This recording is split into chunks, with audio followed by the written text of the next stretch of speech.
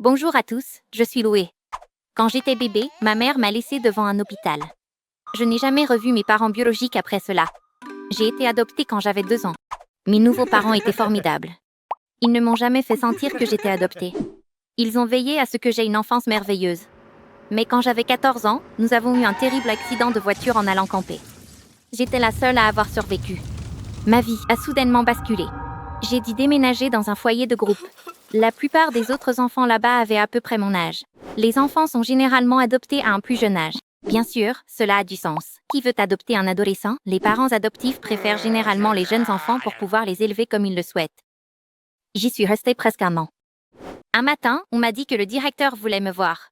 Quand je suis entrée dans son bureau, j'ai vu qu'il était là avec une femme. Elle s'est levée, brusquement en me voyant. Elle m'a fixé du regard. Elle semblait surprise. Sans me quitter des yeux, elle a dit « Monsieur Brun, procédons à l'adoption ». C'est à ce moment-là que j'ai réalisé que c'était une réunion d'adoption. Mes jambes ont commencé à trembler. Elle a dit « Bienvenue dans notre famille. J'ai hâte que tu commences à m'appeler maman » et elle m'a fait un câlin. Même si j'étais vraiment excitée, quelque chose chez elle semblait étrange. Elle était censée venir me chercher le lendemain. J'attendais dans le jardin avec mes amis. Je regardais la rue. Tout à coup, nous avons entendu un bruit fort venant d'en haut. Nous avons levé les yeux et vu un hélicoptère. Je n'en avais jamais vu un d'aussi près. Nous avons regardé alors qu'il atterrissait sur un terrain vide à côté de notre immeuble. Puis quelqu'un est sorti et a commencé à courir vers nous. Je n'en croyais pas mes yeux quand j'ai réalisé que c'était ma nouvelle mère. Dans les jours suivants, j'allais découvrir que j'avais été adoptée par une famille milliardaire qui se déplaçait en hélicoptère en ville et voyageait ailleurs dans leur jet privé. Mais comme je ne le savais pas à l'époque, être récupérée en hélicoptère était une énorme surprise. Après un vol de 30 minutes, nous sommes arrivés dans une propriété en dehors de la ville. Elle était entourée de hauts murs. Il y avait un immense manoir au milieu, avec divers petits bâtiments autour. Une voiture de luxe est venue me chercher et m'a emmenée dans l'un de ces petits bâtiments. Quand je suis entrée, une femme en costume de femme de chambre m'a accueillie. Elle fixait mon visage avec stupéfaction. Elle semblait paralysée. Quand j'ai lâché « C'est ici que je vais rester », elle s'est ressaisie. Elle a dit « Je vais vous montrer votre chambre, madame ». Je l'ai suivie. Elle m'a laissée dans la chambre pendant quelques heures avant de revenir. « Mademoiselle Abby vous attend ». Était-ce le nom de ma nouvelle mère, Abby? Je ne savais même pas. Ce n'était pas le cas. Il s'est avéré que Mademoiselle Abby était responsable de mon éducation. Elle avait l'air super stricte. Elle m'a tendu un morceau de papier. C'était un emploi du temps de cours. Cours d'apparence de 9h à 11h. Cours de parole à partir de 11h30 jusqu'à 13h. Cours de comportement de 14h à 16h. Elle a réalisé que je n'avais aucune idée de ce qui se passait et a dit « Ce sont vos cours préparatoires spéciaux. Vous pourrez rejoindre la famille une fois que vous aurez terminé ce programme. » Quand elle a dit « Nous vous demandons également de vous appeler Nicole au lieu de Zoé », j'ai été stupéfaite. « Pourquoi ?» ai-je demandé. D'un ton formel, elle a dit « C'est encore une autre condition que vous devez remplir pour rejoindre la famille. » Je ne comprenais pas vraiment ce qui se passait, mais je n'aimais pas l'idée. Et je ne savais même pas que ce n'était que le début. Le lendemain matin, le premier cours était l'apparence. Il y avait un coiffeur. Le gars m'a coupé les cheveux jusqu'aux épaules. Puis il l'a teint en brun clair. Quand le coiffeur est parti, Mademoiselle Abby a dit « Nicole, à partir de maintenant, ce sera ta coiffure. Tu mesureras la longueur chaque matin. Dès qu'elle pousse d'un pouce supplémentaire, tu appelleras le coiffeur. Il viendra la couper à la longueur requise. » C'était la chose la plus ridicule que j'avais jamais entendue, mais je ne voulais pas causer de problème dès mon premier jour, alors je suis restée silencieuse. Le cours suivant était l'expression orale.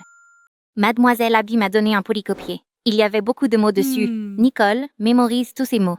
Nous voulons que tu commences à les utiliser plus fréquemment dans tes conversations quotidiennes. J'ai jeté un coup d'œil à la feuille. Elle contenait des mots comme cringe, stan, bestie, précède, vib, cat. Pourquoi ai-je besoin d'utiliser ceci? Ai-je demandé. Nicole, mémorise-les. Nous attendons pas de questions, mais que tu fasses ce que nous demandons. Elle a répliqué sèchement. Le troisième cours portait sur le comportement. J'y ai aussi appris un tas de bêtises.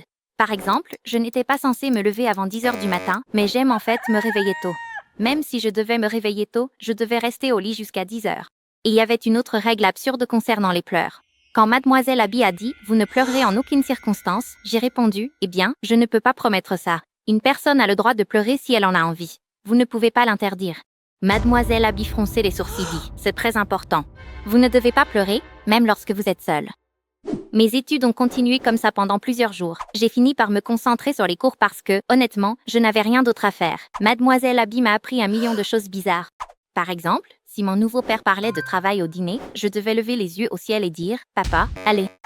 Je devais écouter de la musique sous la douche, avec une liste de chansons parmi lesquelles choisir. Je ne savais pas pourquoi, mais je n'avais pas le droit d'écouter de la musique en dehors de la douche. Un jour, à la fin du cours, Mademoiselle Abby a dit « Nicole, je veux te remercier pour l'effort que tu as mis dans cela. Tu as réussi à terminer tes études. Demain, tu emménageras dans ta chambre à la résidence principale et tu y vivras désormais. Prends ce carnet. Il contient tout ce que tu dois savoir. Si tu dévies des règles, tu reviendras ici et nous recommencerons les études depuis le début. » J'étais tellement heureuse d'apprendre que ces cours étaient enfin terminés. J'avais commencé à penser que ce programme bizarre durerait éternellement. « Peux-tu me dire pourquoi j'ai appris tout ça ?» ai-je demandé. Avec son expression sévère habituelle, Mademoiselle Abby a dit « Tu le découvriras bien assez tôt. » Le lendemain, ils m'ont emmenée au manoir. Ma nouvelle chambre était immense et décorée en rose. J'ai ouvert le placard. Il était plein de vêtements qui avaient été mentionnés en cours. Endroit préparé pour moi? J'ai regardé bien.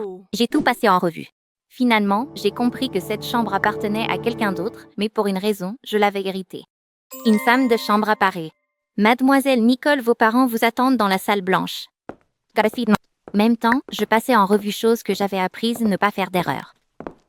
Tout dans la salle blanche était blanc. Quand je suis entrée, ma nouvelle maman et mon nouveau papa se sont levés. Mon père me regardait comme s'il était sous le charme. Puis il m'a pris dans ses bras et a commencé à sangloter. En même temps, il se disait « Nicole, ma douce fille, ma petite jonquille, tu vois, nous sommes de nouveau ensemble. » Puis ma mère m'a prise dans ses bras. J'essayais de comprendre ce qui se passait. Que voulait dire mon nouveau papa quand il a dit « Tu vois, nous sommes de nouveau ensemble ?» C'est alors que j'ai remarqué un tableau géant sur le mur.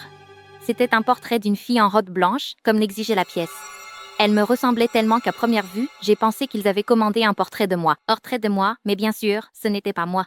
Je me suis tournée vers ma nouvelle maman. J'ai demandé « Qui est-ce ?»« C'est toi, chérie. C'est ton portrait. » Il est accroché là depuis 1 an. Qui d'autre cela pourrait-il être? Elle a répondu. Je ne comprenais pas. J'ai regardé mon papa. « Nicole, on va monter. » Ça n'a manqué de monter à cheval, a-t-il dit. L'atmosphère dans la pièce était si étrange. Je sentais que je devais faire quelque chose, mais je n'avais aucune idée de quoi faire. Que signifiait tout cela? Pourquoi agissait-il comme si j'avais toujours vécu dans cette maison? J'ai commencé à pleurer. Ma nouvelle maman a dit « Nicole, pourquoi pleures-tu? Miss Abby ne t'a-t-elle pas appris que tu n'es pas censée pleurer? Tu ne pleures jamais. » Et en entendant cela, j'ai commencé à pleurer plus fort. Je ne m'appelle pas Nicole.